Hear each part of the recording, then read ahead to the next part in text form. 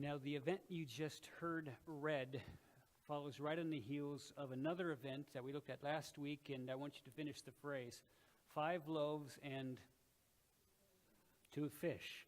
And what did Jesus do with 5 loaves and 2 fish? Well, the Gospels say, all 4 of them, that he took 5 loaves and 2 fish and he fed a humongous crowd, which is actually stated as 5,000 men. But we talked about the fact that the number was actually much greater than that because it was only counting men. It wasn't counting women, and it wasn't counting children. And we surmised that it might have been 15,000 to 20,000 people that Jesus fed with 5 loaves and 2 fish. Now, one of the things we talked about last week, and this really does lead us into the passage this morning, is the fact that the disciples struggled so to make personal application of what they saw him do. In other words, if Jesus can do this, what does this mean for my life? And frankly, you and I struggle with the same thing. It's so hard for us to connect the dots. Think about it this way. When you are up against it, when the pressure is on, do you not struggle to say, oh my Jesus, how you can supply, how you can provide, and I find peace in this, no matter how bleak it looks? Don't you struggle to find that peace, even though you know that Jesus is the master of supply? So we struggle to connect the dots. Now, something we did not discuss last week because of the format and the limitations of time, we did not get to discuss the way the crowd responded to this thing that Jesus had done. Matter of fact, Mark, we've said many times as we've been going through Mark, is so brief, and his treatments of things are generally so short and light, and Mark doesn't even talk about how the crowd responded to the fact that Jesus had just fed that many people with 5 loaves and 2 fish. Did anybody have a clue as to what was happening? Well, actually, the answer is yes, they did, because the Gospel of John talks about how the crowd responded to what Jesus had done. Now, you're going to notice that we're going to intersperse different accounts of what happens next throughout the morning. And we're going to have a sort of a mix of these descriptions of the events. Now, look what John has to say about how the crowd reacted to what Jesus had just done. After the people saw the sign Jesus performed, they began to say, surely this is the prophet who's come into the world. Jesus, knowing that they intended to come and make him king by force, withdrew again to a mountain by himself. Now, it's always seeming to be coming up on a Passover season as you read through the Gospels. Actually, as you read the Gospel narratives, they include 3 cycles of approaching and coming Passover. So it does seem like often a Passover is approaching as you read through the Gospels. Well, the event in which Jesus fed this massive throng of people was coming up on Passover, so there was more than the normal amount of hyper-nationalism going on amongst the people. There was more than the normal amount of hyper-patriotism and hyper-messianic hope, if you will. And all of those things for a Jew were woven together. It was the idea of a spiritual kingdom and the nation of Israel on the earth were inseparable for these folks. And so the passion was running high. And Jesus sensed that there was a groundswell arising amongst the people who were fed by him miraculously. And you know what he did? He squashed it. He threw cold water on this groundswell. It's fascinating to me that he did this. The crowd was thinking, you know what? We're celebrating here a freedom, a liberation from oppression from the land of Egypt 1,500 years ago. Well, right here is the guy who can do that for us again. We want to be free, liberated from the oppression of a foreign ruler. And this is the guy who can do it for us. If he can feed crowds like this in such a miraculous way, in such a huge scale, isn't this the one? And of course, the answer is yes. But what's interesting is that even though that is factually correct, there was a problem. Jesus could have made all that happen, but the error in their thinking was in the assumption that that's what Jesus had actually come to do. To rid the world of Roman dominance. That's not what Jesus had come to do, even though that's what they wanted him to do. And it made me think that there was a difference between what they wanted from a Messiah and what the Messiah actually intended to be. And I think that there's a lesson there for you and me today, because I think we have the same tendency to want to force Jesus into a job description that we've created for him, rather than letting him provide the job description for us. We think to ourselves, you know what? Jesus, I've got this certain role in my life for a Messiah, and here are the criteria. And I want you to meet these criteria. And if you're not going to be able to do that, I'll just move down the road to the next applicant. Okay? But Jesus, we find, is actually resistant to these attempts to co-opt him for our purposes. You see that in this moment. You know what he does? He puts his disciples in the boat after this incredible feeding miracle. He puts his disciples in the boat, sends them off to the other side, and he remains behind to actually dismiss the crowd. He sends them all home. And then he slips off by himself into the hills for prayer, rather than riding this popularity wave. So this is how Jesus throws water on this rising passion. Now, what happens next is our focus for the morning, but I want you to see the connection, because actually Mark makes a connection. What happens next is actually told about in 3 of the Gospels. Mark obviously talks about it, which is why we're there this morning. Matthew talks about it, and you've already seen that John talks about it. But each of the 3 accounts provides different detail, which makes the discussion of this somewhat interesting. Now, I'll be honest with you. Sometimes when people see the same event described differently in different gospel writers' accounts, they start to get nervous and they start to feel like, is this even credible? Because they don't describe these events in the same way. And sometimes they feel like there is conflict between the different narratives. Now, I have to say that I do not see that in the least. And what I want to do is give you an example of why I feel that way. Not too long ago, I had the great thrill of taking my oldest granddaughter to her first baseball game. We just went to the Maryland Blue Crabs game. You guys ever been to that? I mean, it's a great deal. You know, it's inexpensive. It's a decent product. You know, the stadium's intimate, and you can really see and hear a lot of what's going on the field. But now, if you were to ask different folks about what they saw that night, the details would vary wildly. If you were to ask me what I saw last night, if I were going to describe to you that 2.5 to 3 hour event with my granddaughter of watching men on a field hitting a ball and chasing it and throwing it around, I would probably opt to tell you about number 26 for the Blue Crabs, who went 3 for 4 on the night, including a double and a triple. That's a great offensive performance. Now, if you were to ask my daughter about her experience that night, she would probably tell you about the fact that since she was sitting right behind the first base dugout, at the end of the 4th inning, the first baseman tossed a ball to her in the stands. And she went nuts.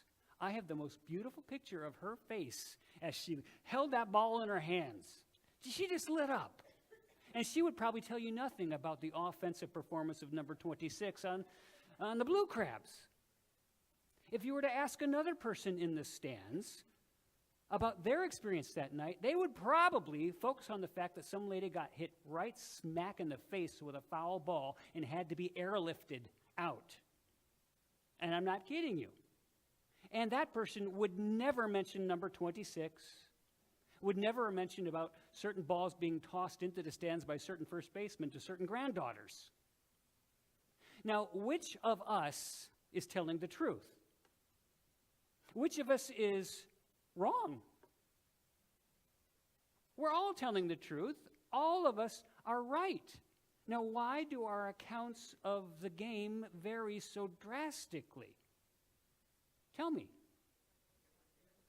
Different perspectives? Could it be that different things stand out to different people? Could it be that each one of us wants to lead you to a different place by what we are highlighting. Interesting. But in no case do these divergent accounts mean that somebody is lying or somebody is inaccurate. Well, you've got the same thing in the Gospels when you read different accounts.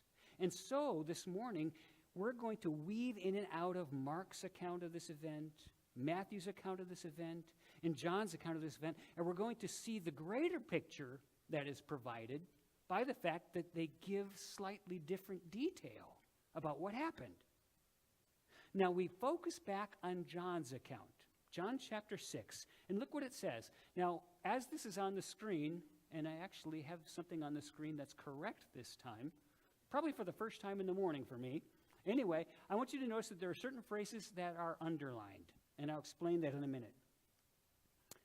When evening came, the disciples went down to the lake. Now, we already know from Mark why they went down to the lake. He was sending them across because he was going to remain and dismiss the crowds. Okay? Now, John doesn't tell you why they went down to the lake, but Mark and Matthew do. When evening came, they went down to the lake where they got into a boat and set off across the lake for Capernaum. By now, it was dark, and Jesus had not yet joined them. You know, the first thing that stands out to me as I read those underlined phrases is the passing of time. This is not thin. This is not flat. Okay, this has depth. Look at the passing of time in those phrases. When evening came.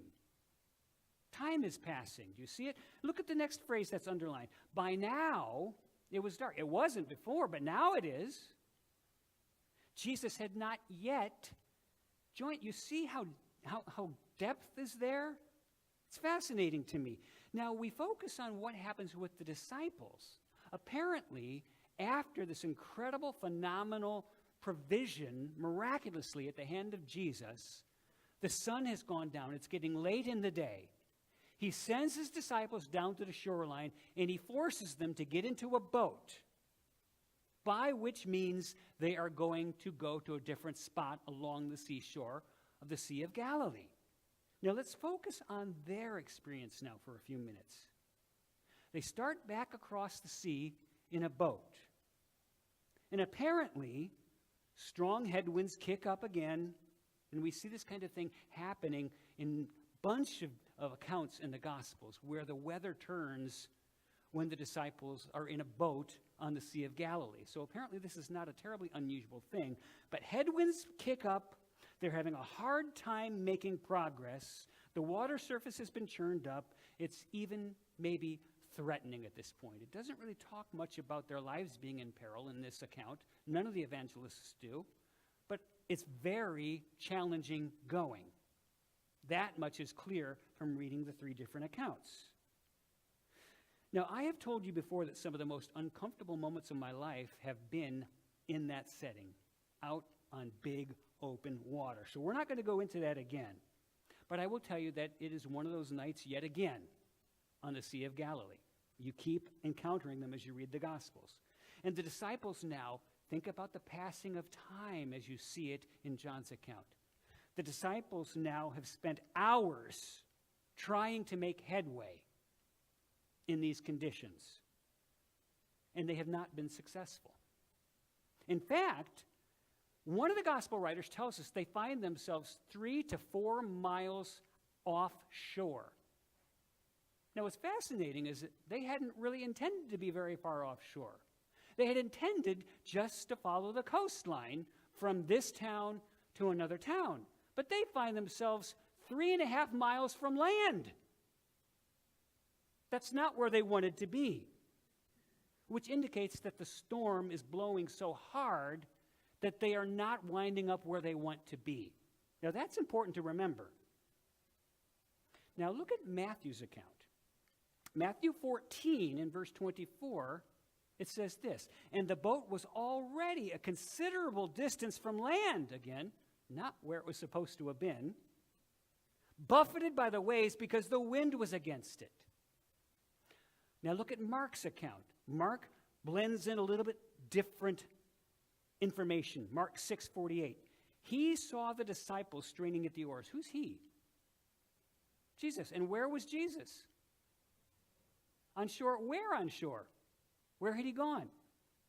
Up onto the mountain to pray. So apparently, and you have to use your imagination here, apparently from the side of the mountain where Jesus has gone and secluded himself for time with his Father in prayer, there's apparently enough moonlight that he can watch what's going on with the disciples this far out into the sea. Can you picture the moon shining on this? Even though the wind is blowing violently, can you picture what the sky might look like when you've got a combination of moonlight and strong stormy winds? It's like a picture. It's like a painting. Wow, you can see it. And so Jesus sees his disciples straining at the oars because the wind is against them. Now, this is a mild way of saying that the disciples were having a very rough go of it. Now, another thing I want to introduce comes from Mark 6:48. He gives us a little bit of a time reference, which helps you place this at a certain hour of the night. In verse 48, he uses the phrase, shortly before dawn. Now, do you recall what time they had put out? When evening came. It's now shortly before dawn. And they have been fighting this wind, trying to get from one town on the seashore to another on another point on the seashore. And now they're 3.5 to 4 stinking miles out in the middle of the lake. Can you get the picture? This is what we're dealing with. Now, what's interesting is that shortly before the dawn is not a literal translation of what Mark wrote. The Greek phrase literally is tetarten phulaken tes nuktas, which means in the fourth watch. Now, how in the world do translators go from in the fourth watch to shortly before dawn? You have to understand a little bit about how time was reckoned in the Roman world. In the Roman world, there were 4 watches of the night, largely for security or military purposes. The first watch was from 6 to midnight. 6 to 9 is what it was. 6 to 9. That's the easiest watch. You can still get home and go to bed at a decent hour. Okay? Second watch of the night is from 9 p.m. to midnight. That's still not bad.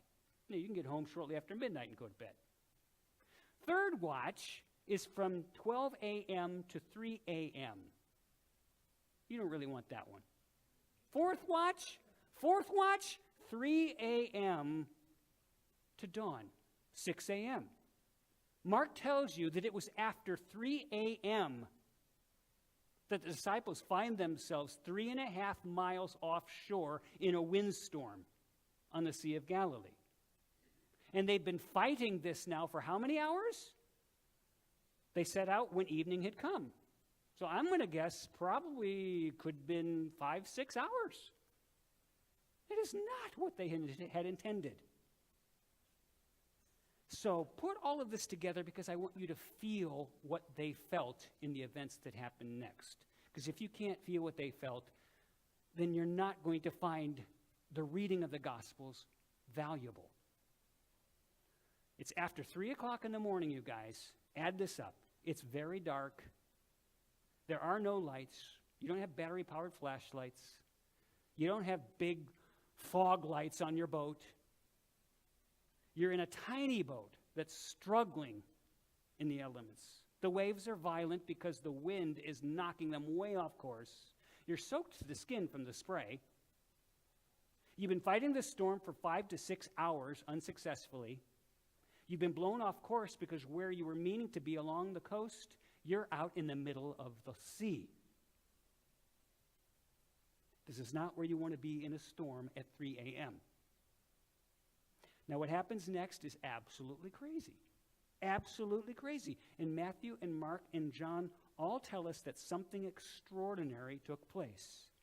Now, I want you to try to imagine what they saw. Through the mist, through the pale glow of whatever moonlight was piercing through the clouds in the storm, exhausted from hours of fighting the elements at 3 o'clock in the morning, 3.5 to 4 miles from shore, they see the form of a person coming at the boat, walking on the water. Listen to John tell it. And I want you to notice the understatement. This is what always cracks me up about these tellings. When they had rowed about 3 or 4 miles, they saw Jesus approaching the boat, walking on the water, and they were frightened. How flat is that description? How flat is that description? It's so understated. I thought about understatement this week. Understatement cracks me up. It's defined as the act of stating something in restrained terms, or as less than it actually is. And I thought, you know what? There are some historical examples of great understatement. On the sinking of the Titanic, a survivor whose name was Sir Cosmo Duff Gordon, he was speaking about the events of the Titanic sinking, and he says, "It was rather a serious evening, you know." Okay, understatement. The end of World War II, when Japan surrenders, the Emperor Hirohito of Japan, as he's surrendering on behalf of Japan, he says, "The war in the Pacific has not necessarily gone in Japan's favor." Okay, and I put this John's description here, and the disciples see Jesus walking towards them across the water. Would you not flip out? Would you not flip out? Matthew 14 says it this way. When the disciples saw him walking on the lake, they were terrified. Poor guys. Seems like this happens all the time to them. "It's a ghost," they said, and they cried out in fear.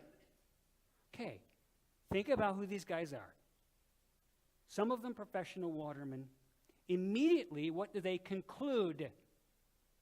It's a what? It's a ghost, a phantom, a specter, a ghost. Call it what you will. Why would they conclude that? Because people can't do this. And they scream. I don't know how many of you have ever been so startled that you scream out. Well, the disciples were doing it then. They were freaking out. Now listen, this to me is significant. The last thing these men expected to see was a person out there at that hour walking on the water. So once again here we find Jesus doing something that I will call unexpected, to continue our theme of understatement. This time, Jesus winds up in a place that the disciples thought he could not possibly be. Out there, 4 miles from shore, in the middle of the sea, without water wings. Imagine. There's a photo I want you to see. This is somebody trying to recreate what it would have looked like. Do you think that would have freaked you out just a hair?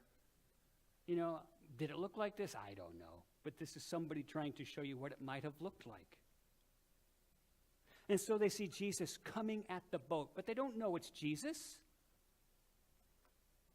And they freak out. Now, I will say that this, what Jesus was doing, was defying all the science that these guys had.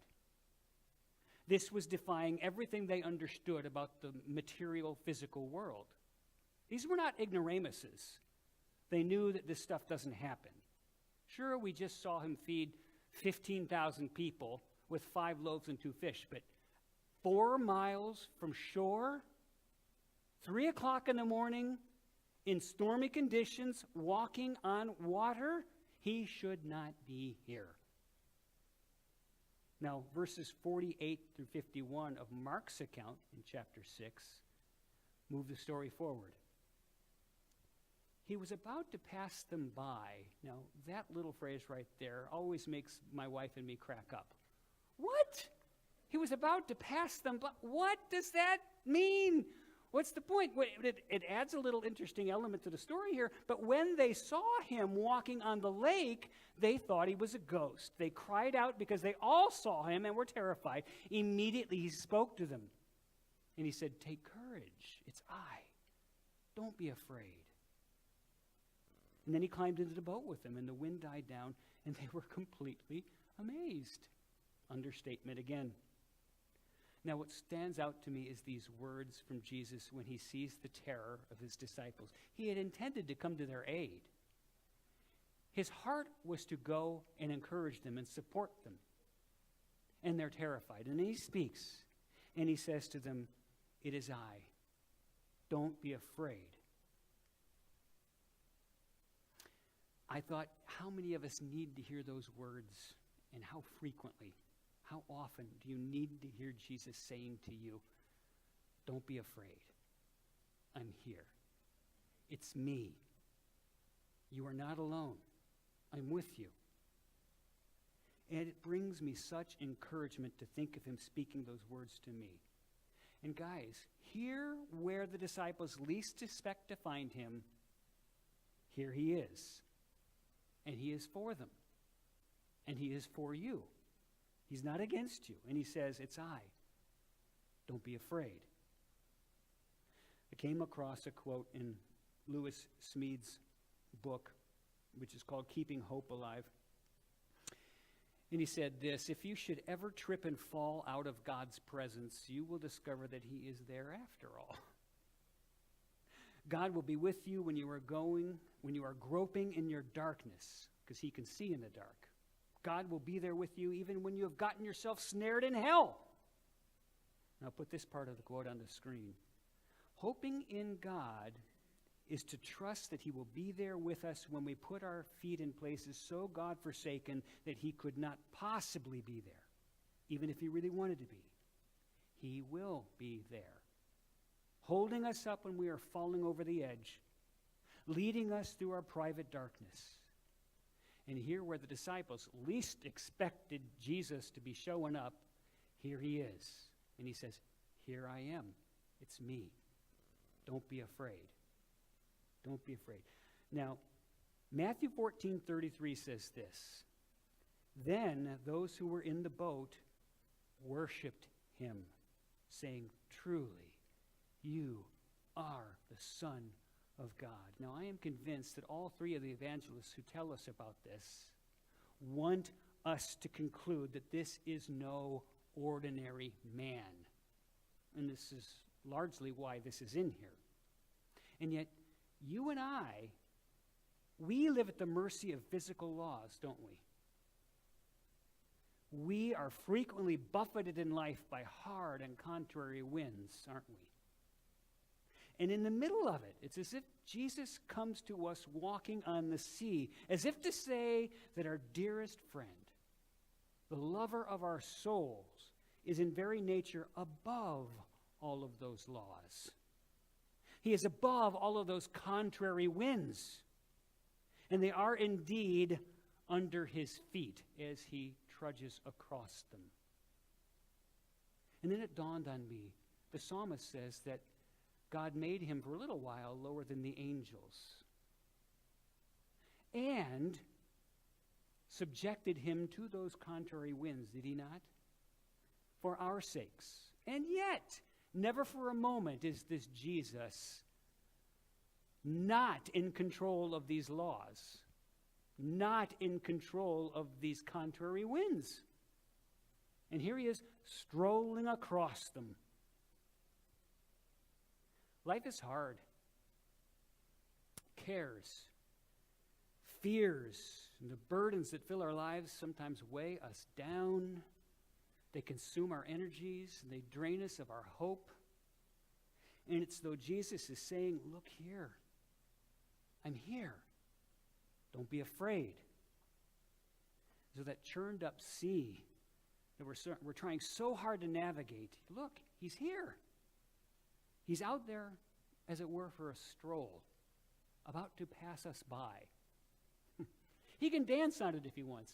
And I got to share with you these song lyrics. And I know probably about 4 years ago I shared with you these very song lyrics because I think the author in the 90s did such a good job of encapsulating what I see in Jesus here. He wrote these lyrics. He said, open up my eyes, I pray, Lord, for just a little glimpse of you. That's all I need. It's all I've ever needed, to see beyond myself, beyond this tiny little world all your hands have made with beauty and strength alone. I can see you coming to me now, like a shimmering light on an open sea, barefoot on the water, laughing at the ocean like you were old friends, calling out my name, saying, join me now, strolling on the water, high above every care, strolling on the water, sinking no longer, let me rise above the high tide. I can do it. I can do it. I know where my strength comes from. And of course, that's from the fact that Peter bade Jesus to allow him to get out of the boat and walk on the water. Contrary to what you might have thought, 2 people have actually walked on water in the history of the universe. One of them was Peter. It didn't last long. But where did the power to do it come from? It came from Jesus, who has the power. Now, there's one thing I have to say before we conclude, and it's the strange connection with which Mark concludes, which is why I wanted you to remember the miracle that preceded this miracle, the 5 loaves and the 2 fish. Look what Mark says as he wraps up his description of this. Verse 51 of Mark 6, he says, "Then he, Jesus, climbed into the boat with them, and the wind died down. They were completely amazed, for they had not understood about the loaves." What? What's this got to do with loaves? This is precisely what the disciples' struggle was. They could not understand how all of this connects with a person who can take 5 loaves and 2 fish and feed 20,000 people, who can also show up where they least expect him. We struggle so to make these connections, and maybe that's what you and I need to do this morning, is to make these connections a little bit more firmly. Connections maybe we have not been able to make before. If he can do this, then, and you have to fill in the blanks. What are the implications of that for you today? If he can show up where human beings cannot possibly be expected to be, doing what we're not expected to do, what can he do? The disciples were so far from understanding the implications of this extraordinary person, and so are you and I. But maybe we can move a little bit closer this morning. Let's close in prayer. Father, thank you for your love. Thank you for demonstration of power and incredible mercy and kindness and compassion for these disciples. Thank you for the reminder we're not the only ones to fail to make connections that could radically change our experience in this world. I pray that we would cling to Jesus as the Lord of all. We would trust him increasingly as we go through life. And that we'd make connections with things that we have known you to do in the past, with your ability to do things presently and in the future. We trust you. We love you. We celebrate you. And we have come to worship you in the name of Jesus. Amen.